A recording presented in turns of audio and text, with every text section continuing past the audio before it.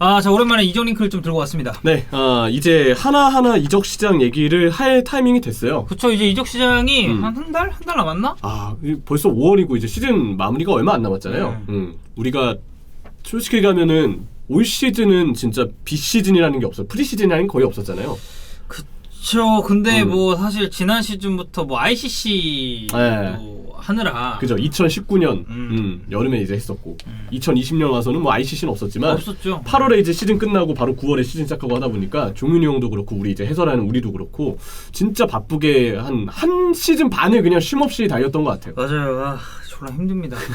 진짜 힘들어. 나 이렇게 깊은 한숨을 쉬실 줄은 몰랐는데 졸라 힘듭니다. 아주 불하고 열정으로 버티고 있죠. 그럼요. 네.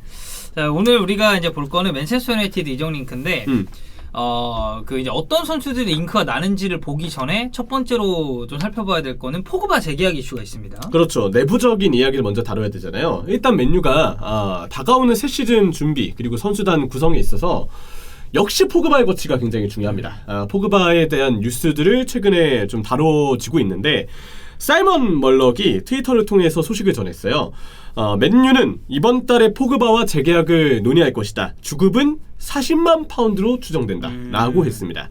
40만 파운드면 거의 뭐 하나로 6억 정도라고 봐야 되는데 그쵸? 굉장한 금액이긴 하죠. 많죠. 40만 파운드. 그래서 포그바라는 선수의 기량은 객관적으로 인정하지만 사실 포그바가 예전에 비해서 부상 빈도가 많이 늘었어요. 그렇죠. 못 나오는 경기 수가 점점 늘어가는 느낌이에요. 지난 시즌도 꽤 부상으로 빠진 기간이 길었고 올 시즌도 마찬가지이기 때문에 지금 팀에 미치는 경기 영향력이 한 경기 한 경기로 따져봤을 때는 굉장한 영향력이 있지만 시즌으로 봤을 때는 부상 때문에 빠진 기간이 너무 많은데 이 주급은 과한 게 아니냐라는 여론도 꽤 있어요. 그쵸. 근데 현실적으로 봤을 때 이번에 잡지 않으면 내년 여름에 포그바는 FA로 떠날 가능성이 굉장히 많아집니다. 그러니까 팔 거면 이번 여름에 팔던지 아니면 재계약을 할 거면 확실하게 재계약을 해서 안고 가던지. 근데 이번 여름에 팔기에도 코로나 시국 때문에 그렇죠. 구단들이 이 돈이 없어요. 재가격 받기가 좀 힘들죠. 돈이 없다 보니까 결국 지금 상황에서는 제 가격으로 판매하는 게 힘들다. 그러면 정말 계약 기간 그냥 이대로 끝나서 내년 여름에 포그바 정도 되는 선수를 FA로 떠나보낼 수 있기 때문에 맨유 입장에서도 그냥 재계약을 하는 게 낫겠다라고 생각을 할 공산이 저는 좀 크다고 봐요. 그래서 이런 뉴스가 좀 들려오는 것 같고 또 하나 우리가 주목해야 될 포인트는 카바니의 거치입니다. 그렇죠. 카바니는 지금 분위기가 연장이 되는 분위기죠? 네, 대부분이 이제 재계약에 대해서 얘기를 하고 있고 2022년 6월까지 1년 연장 옵션을 이제 붙이는 형태로 1년 재계약을 제가 할 것 같아요. 한동안 이제 뭐 보카 주니어스로 간다는 얘기도 있었고 여러 가지가 있었지만 뭐 현재 분위기로는 다행히 맨유에 남는 걸로 좀 귀결되는 것 같고요. 이 소식은 BBC의 사이먼 스톤 그리고 뭐 로마노까지 나름 이제 공신력이 꽤 있는 인물들이 다 반복적으로 얘기하고 있습니다. 뭐 카바니 같은 경우는 사실 맨유가 임대생들을 쏠쏠하게 잘 썼잖아요. 뭐 아마 어제 저희가 히든풋볼에서 아마 한번 언급을 했었던 것 같은데 임대생 정확히는 이제 그 단기 계약 베테랑들 그렇죠. 임대가 이제 단기 계약 베테랑들을 단기 계약으로 잘 써먹고 뭐 있죠. 라르손도 있었고 저는 지난 시즌에 이건 진짜 임대죠. 이갈로 임대를 와가지고 요긴하게 썼다고 생각해요. 완전 다른 유형 공격수였으니까. 그리고 뭐 그 이외에는 뭐 마이크로웬이라도 마이크로원도 있고 뭐 질라탄도 사실 질라탄 맞아요. 진짜 관여도 있었지. 그래서 뭐 이런 선수들의 이어서 하는데 카바니는 뭐 사실 이게 막주전으로 나와도 졸라 잘할 것 같아가지고. 그죠. 잘하고 있죠. 지금 마샬이랑 비교하면은 선녀지. 비교하는 게 좀 죄송해지네요. 카바니가 진짜 뭐죠 이런 얘기하긴 그렇지만 한 3년만 어렸으면 진짜 근데 이게 항상 이 원조격이 바디잖아. 카바니가 진짜 한 3년만 어렸으면은 근데 맞아요 진짜. 그러면 맨유는 이번에 공격수 영입 안 했어도 괜찮았을 수 있습니다. 카바니가 계속 파리에 있었겠죠? 그랬을 수도 있지. 아무튼 카바니는 이제 참 맨유 팬분들도 그 얘기 많이 하시더라고요. 일찍 데려왔어야 됐다. 카바니가 조금 더 우리가 구회를 일찍 했어서 일찍 데려왔다면 훨씬 더 낫지 않았겠느냐. 덕현 형이 말씀하신 거랑 내용이 비슷한 거죠. 그 정도로 카바니의 관여도는 뛰어나고 카바니를 일단 조금 더 붙잡을 수 있게 되면서 공격수 보강에 대한 부담을 어느 정도는 덜어놓을 수 있게 됐습니다. 근데 이제 뭐 공격수는 아예 없는 건 아니에요. 근데 덜어놔야 되는 이유는 맨유가 공격수만 필요한 게 아니거든요. 당연히 오른쪽 윙 계속 우리가 얘기했던 자리죠. 그거는 뭐 항상 언급이 됐었던. 바나할 때도 오른쪽 윙 데려와야 된다고 얘기 많이 했는데 맞아요. 지금까지 계속 이어지고 있습니다. 오른쪽 윙 자리 데려와야 되고 이 3선 미드필드, 그러니까 4-3-3을 쓸 수 있게끔 원볼란치를 설 수 있는 수비형 미드필드 보강도 필요하다는 걸 알 수 있고, 센터백도 당연히 링크가 있을 수밖에 없어요. 그러니까 이런 포지션들이 보강이 필요하다는 걸 생각하면 당연히 공격수에 대한 이 보강 부담을 어느 정도는 덜어놓는 게 지금 이적 시장에서는 필요한 일이고, 그렇기 때문에 카바니를 한 번이라도 잡을 수 있는 건 굉장히 좋은 일이라고 얘기하고 싶습니다. 맞습니다. 그래서 오늘 이제 우리가 살펴볼 게 최전방 공격수 그리고 2선 자원, 여기에 나름 핫하게 링크가 나오고 있는 수비형 미드필더, 그죠? 여기에 이제 센터백까지 한번 살펴보겠습니다. 일단 최전방 공격수 먼저 봐보죠. 카바니를 잡을 것으로 유력해 보이긴 하지만 그래도 이 자리에 링크가 있긴 합니다. 왜냐하면 워낙 골잡이가 없는 것, 또 마시아를 최전방에 세우는 모습을 볼 수 없으니까 네. 계속 이 공격수 자리에 링크가 있는데요. 일단 프랑크푸르트의 안드레 실바가 엮이고 있죠. 안드레 실바는 최근에 이제 아디터 감독이 포처 스타일로 플레이 스타일을 바꿔놓아서 다시 살아나고 있습니다. 그래서 안드레 실바는 올 시즌 스탯도 보시는 것은 아주 훌륭하고요. 움직임이 괜찮아요. 움직임 좋고 침투의 장점이 있고, 그러니까 우리가 침투 잘하는 선수라면은 홀란드나 베르너처럼, 베르너는 물론 골을 좀 못 넣고 있지만 침투는 잘하잖아요. 베르너도 움직임은 졸라 좋아. 발 빠른 선수라고 보통 이제 침투 좋은 선수들이 얘기하는데, 안드레 실바는 침투를 잘하지만 발이 엄청 빠르다고 볼 수는 없어요. 근데 또 땀이 나기 시작하는군요. 열정적입니다. 네.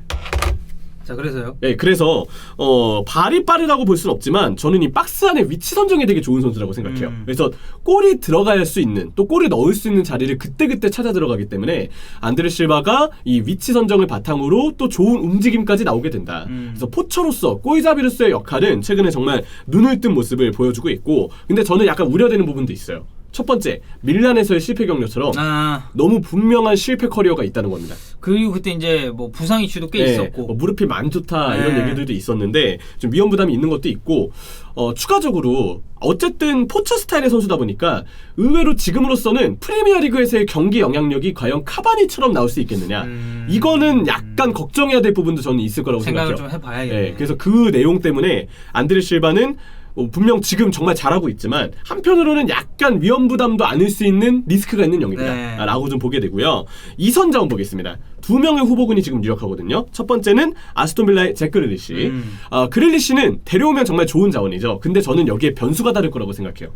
포그바가 남느냐 남지 않느냐.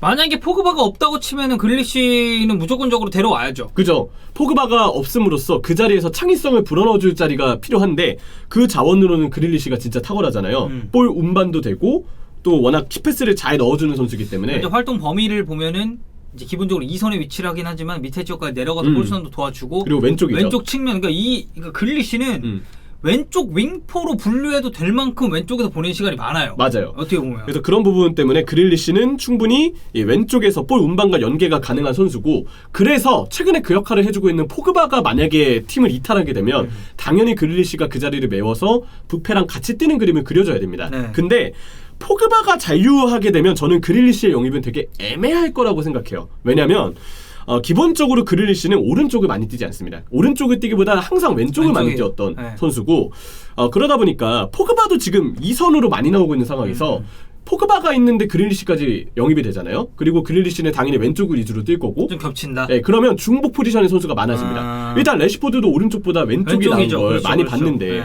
레시포드도 왼쪽을 서야 되죠. 마시알도 어쨌든 팀에 남을 가능성이 클 텐데 마시알도 뛰게 되면 왼쪽을 서게 되죠. 포그바도 뛰고 해야 되는 자리를 보면 2선으로 올라왔을 때 주로 왼쪽을 뛰고 있어요.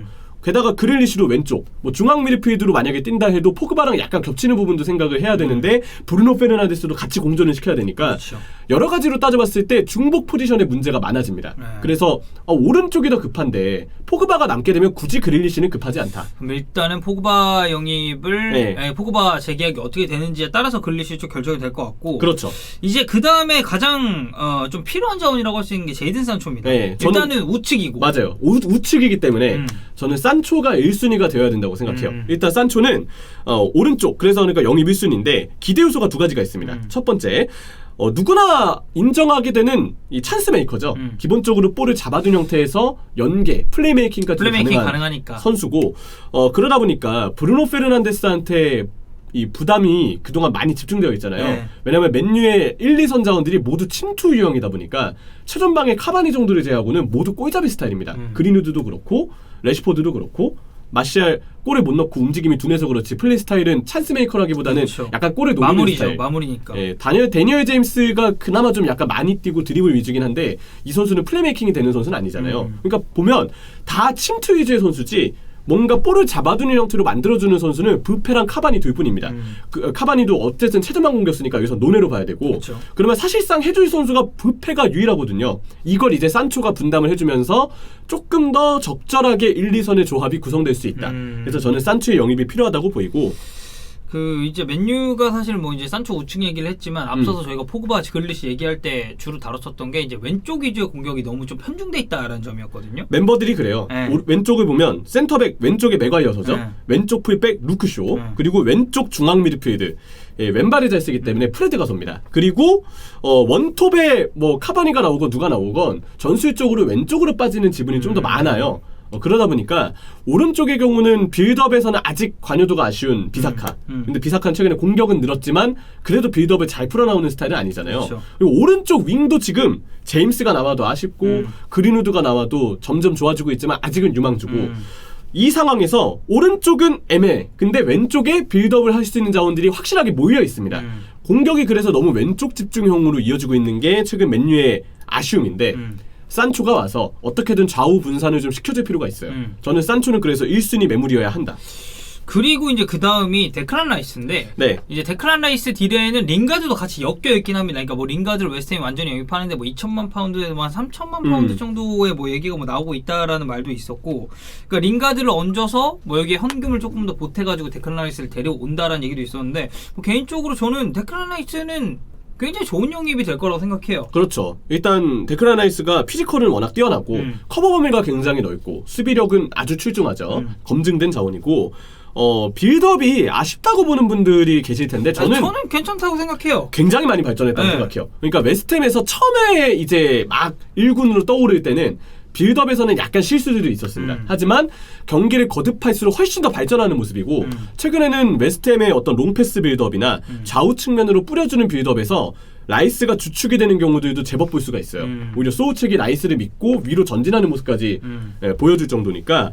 근데 좀 아쉬운 거는 일단 라이스는 기본적으로 가격이 비싼 편. 그리고 영입 링크가 맨유하고 아직 그렇게 진한 편은 아닙니다. 한창 때보다는 조금 덜한 편이고 웨스트햄이 이제 어쨌든 주장으로 지금 마크 노블이 없을 때는 주장으로 세우고 있는 지금 디클란 그렇죠. 라이스이기 때문에 데려오는 게 쉽지는 않을 거예요. 네, 이거 일단 좀 지켜봐야 될 것 같습니다. 네. 이제 그 다음이 센터백, 비아레알의 파우토레스 링크. 근데 이 링크도 없었던 거 아니에요? 그렇죠. 옛날부터 꾸준히 있었고. 요즘에 또 진해지고 있어요. 그러니까 에릭 바이 재계약하면서 이거 센터백 그러면은 린델레프 메가이어 그리고 에릭 바이 그리고 뭐 튀양제브. 그렇죠. 튀양제브 뭐 이렇게까지 생각하면은 수적으로는 괜찮거든. 네. 그래서 이게 필 존스 언급은 안 되죠. 필 존스는 사실 없는 선수라고 그러니까, 봐야 됩니다. 없는 선수라고 봐야 너무 되니까. 길어요. 네. 부상 기간이.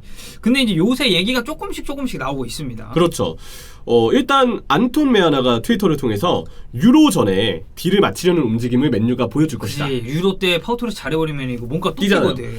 과거에 우리가 이제 하비 헤르난데스, 치차리토 데려올 때 남아공 월드컵 전에 맨유가 이미 딜을 맞췄었어요. 그쵸. 왜냐면 그때도 월드컵 이후로 치차리토가 이게 높아질까봐 그래서 이거를 염려해서 그런 작업을 보드진이 한번 보여준 적이 있었는데 비슷하게 진행할 가능성이 높다고 합니다. 그래서 이 파우토레스는 일단 키가 크죠. 191cm. 일단 이 선수는 다른 것 떠나서 저는 왼발이 최고 맞아요. 장점이에요. 왼발 센터백이에요. 왼발의 선수가 센터백에 있어야지 기본적으로 이 후방에 지금 왼발 잘 쓰는 선수가 왼쪽 풀백 누쿠쇼 말고는 없는 맨유기 때문에 항상 빌드업을 할 때 왼발의 숫자를 충원하기 위해서 무리를 써서라도 마티치를 쓰는 경우들이 있었잖아요. 근데 이 마티치의 출전 빈도를 줄이기 위해서라도 왼발 잘 쓰는 센터백의 필요성은 항상 대두되어 왔다.